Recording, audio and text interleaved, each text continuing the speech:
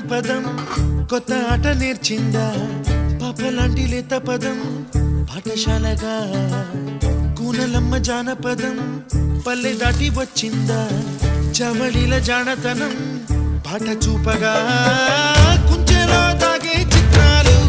ఎదురొచ్చేలా అంత